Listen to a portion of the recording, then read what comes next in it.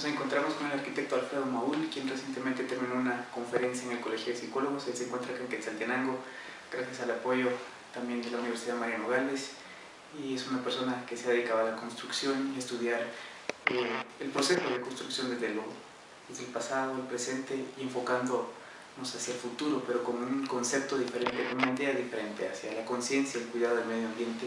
Y él no se considera un ambientalista, sino un electricista. Pero la idea de este pequeño espacio, esta pequeña charla, es conocer un poquito más a fondo sobre Alfredo Maúl. Es el director de G22, una organización que se dedica a eso, a formar ecovalores. Entonces, ¿cuál sería la idea de conciencia ecológica? ¿Cuál sería la visión de G22 y cómo ha sido todo ese proceso de tu vida para ese cambio interno que sirve como ejemplo para nosotros? Pues muchísimas gracias por recibirme en su casa, en su bella ciudad. Alfredo Maúl, yo no sé, al final, a veces quisiera quitar el nombre de la oración, porque debiese de ser cualquiera de nosotros tomando ese papel y haciendo la empatía para poder articular una filosofía de menor consumo, de un consumo más responsable, y es algo que proponemos para que ciudadanos en este país y en todo el mundo puedan tener más calidad de vida. Se considera que los últimos 100 años de la raza humana hemos transformado como nunca antes el planeta, y hay todavía personas que cuestionan el cambio climático y los efectos invernaderos, que los consideran ciclos naturales, y es muy probable que eso sea el caso al final del día. Yo no estoy necesariamente a favor o en contra de diferentes posturas. Lo que sí me parece es que nuestro consumo es muy irracional, es muy compulsivo, y nunca tenemos la lógica y la intención como consumidores de analizar de dónde vienen nuestros productos, qué impacto ambiental, social y económico tuvieron en su proceso, y eso toma una responsabilidad, y es la que precisamente tratamos de enfocar en G22. Es que las personas debiésemos de ser consumidores más responsables, y consideramos que en un país como este el conocimiento va a gobernar sobre la ignorancia. Tenemos que educarnos de una forma humilde y simple para que muchas personas con principios muy sencillos, no importando su género, no importando su edad, no importando su condición económica, puedan asimilar estos conceptos y los puedan trasladar a sus propias vidas, y en el mensaje, en el enfoque, puedan articular la economía y la ecología, porque estamos convencidos que al formar ecovalores se van a generar también incentivos económicos que van a tener menor costo, y ese sería el mejor mensaje que nosotros pudiésemos dejar para las generaciones futuras. ¿Cuál sería el momento que impactó tu vida para desarrollar esta filosofía? Leyendo un poco acerca de lo que se ha publicado de tu vida, tienes 22 minutos de meditación, 22 minutos para una práctica interna de transformación, y en el área de psicología, que es en el campo donde pues pretendemos llevar este mensaje, ¿cuál sería esa parte que gatilló, que despertó, que motivó, que encendió esa transformación para tu vida? Sí, sin duda fueron dos momentos, y los puedo poner al minuto del día. Fue febrero del 2006, en Chernobyl, Ucrania, haber entrado a una escuela que la habían evacuado 20 años antes, y estaban todas las cosas como si tú hubieras entrado a la escuela y hubieran ido los niños al recreo, pero esos niños se fueron al recreo hace 20 años, y tú no podías tocar nada en esa escuela por los niveles de radiación. Y esa imagen, ese segundo de mi vida, fue el primer detonador que cambia completamente mi percepción.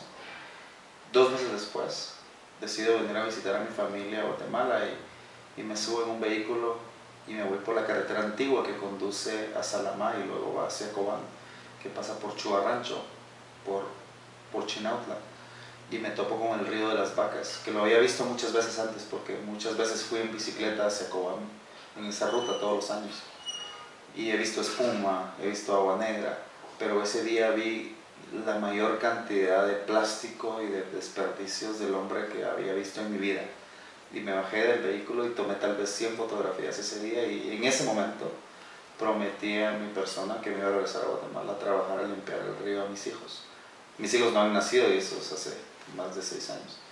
Y el río no se limpia ahí, es muy curioso. El río se limpia dando pláticas como la que dimos hoy. El río se limpia hablando con estudiantes de diferentes niveles, con docentes, con políticos. Me he sentado literalmente, estimo, en los últimos 5 años con miles de personas, literalmente, o sea, no estoy haciendo un número. Y le he hablado a miles de más, porque sin duda el mensaje tiene que salir con la congruencia.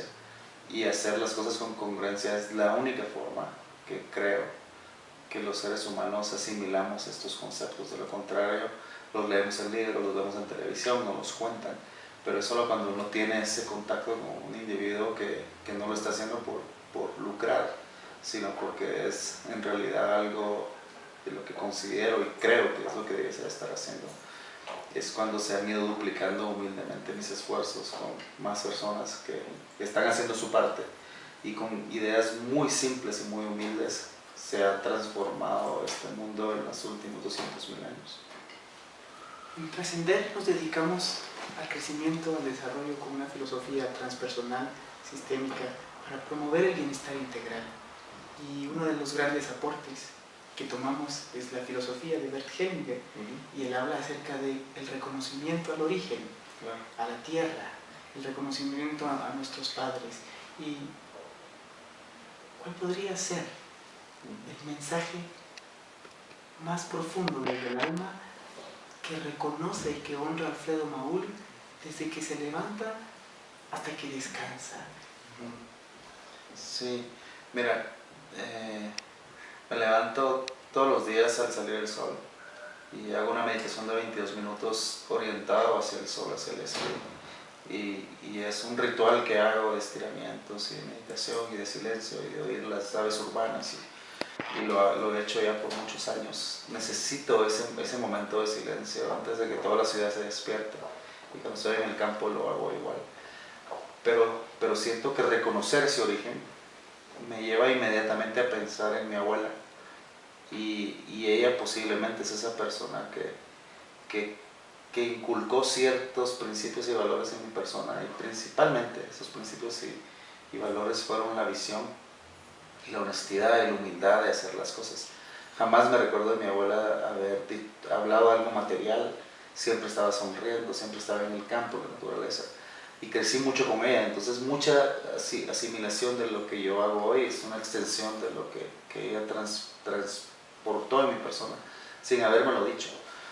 Pero en estos 5 años, 6 años casi de haber vuelto, a los meses de haber regresado, cuando mi abuela ya estaba un poco enferma, me topé con una imagen en la que estaba mi padre y mi tío en el año 45, porque ellos eran refugiados de guerra, eran descendientes alemanes, y me encuentro una imagen donde hay un ranchito atrás, donde hay un niño que tiene una pierna del pantalón de mi abuelo, es su faldita, y el otro niño tiene la otra pierna y están tomando una sopa.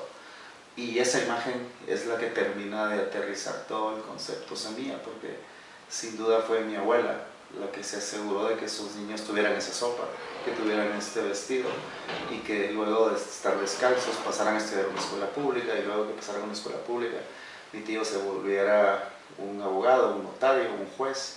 Luego fue el presidente del Tribunal Supremo Electoral, el presidente de la Corte de Constitucionalidad, y mi padre también un profesional. Y entonces yo regreso a ese humilde momento de una mujer que tenía 20 años, en una guerra con hambre, que fue muy inteligente con sus recursos. Y me pongo a pensar qué hubiera hecho mi abuela con una botella de plástico con rosquita en 1940 en el río de las Vacas, porque por ahí vivían refugiados. O sea, eso hubiera sido diamantes para ella, para poder transportar el agua para darle de tomar a sus hijos. Y entonces, sin duda, mucho de lo que yo estoy haciendo es en memoria de esta gran mujer, que aparte sembró cientos de miles de árboles sin decirle a nadie, y esos árboles siguen germinando porque hay aves y hay viento que está moviendo sus semillas todos los días. Y entonces, lo digo siempre, la vida no termina con nuestra muerte, sino se prolonga en la tierra, en el viento, en el sol, y hay más tiempo que vida, porque tú estás aquí cuando ya no estás. Y eso es mucho de lo que he aprendido humildemente en estos años desde que regresé a mi país. La historia, mientras más hondo vamos, más va conmoviendo. Así es que en verdad quiero agradecer este tiempo y agradecer el mensaje a las personas que van a observar este video y sin duda a las personas que pudieron presenciar la conferencia esta noche. Gracias. Sí, yo tal vez solo trataría de agregar algo. Mi filosofía se ha vuelto una filosofía basada en la moderación, en la inteligencia, y antes decía en el compartir o en la solidaridad, pero ahora he cambiado esa última palabra a decir en la creatividad. La creatividad que existe en la pobreza, en la poesía de la pobreza de un país como este, de un país como el África. Es increíble ver cómo la gente en su miseria sacan las mejores ideas de sobrevivencia. Y esas ideas de sobrevivir, de trascender, son las que muchos de nosotros olvidamos cuando tenemos más capacidad adquisitiva y tenemos todas las cosas que ya no son necesarias, sino son superfluas. Y casualmente que nos las venden a través de un televisor, las venden a través de un mercadeo que sin duda ha ido corrompiendo lentamente nuestra capacidad de conectar, de vincular las cosas. Y entonces mi visión es regresar a un mundo donde hay menos malas noticias, donde hay menos vehículos, donde hay comida más saludable, donde hay más bicicletas que vehículos. Y es un mundo en el que sin duda vamos a estar todos mucho mejor, pero también no necesariamente vamos a ver tantos seres humanos. Y eso va a ser la consecuencia de llegar a un límite que sin duda la especie humana lo está viendo hoy. El mundo como lo conocemos tiene 4.000 millones de años de existir, o sea, 4 billones de años. Y el ser humano, Homo sapiens, llega hace 200.000 años. La revolución industrial hace 200 años. Y es imposible pensar que en 200 años hemos podido transformar más que en los 200.000 años que presenta nuestra especie. Y eso porque pudimos encontrar el petróleo que está enterrado bajo el suelo. Tenemos que ver al cielo, al sol del cielo, y cambiar completamente nuestros hábitos. Acostarnos a las 7 de la noche cuando se esconde el sol y soñar cosas bellas para el planeta, y no estar viendo televisión hasta las 3 de la mañana porque eso es lo que nos mantiene todo el tiempo pensando en cosas no necesariamente muy positivas. Así que yo agradezco nuevamente el espacio. Me encanta la psicología y la filosofía, y creo que parte de mis lecturas todo el tiempo tienen mucho que ver con estos temas. Así que muchísimas gracias por invitarme a Quetzaltenango. Es un placer estar aquí una vez más. Gracias, siempre es tu casa y esperamos poder continuar este contacto para ir aprendiendo cosas desde la humildad, como lo planteas, como ir separando nuestra basura. Creo que de las cosas impactantes es tomar conciencia de cuánta basura nosotros sacamos a la semana. Está escrito que tú sacas 1 libra de basura a la semana aproximadamente, y a veces nosotros sacamos 10 libras de basura diarias. Entonces, en verdad, este mensaje va un poco al corazón, a la conciencia, a despertar en nosotros esos hábitos, esa transformación, como bien lo planteaba Maúl. Así es que muchas gracias, siempre es tu casa y se los digo. Muchas gracias.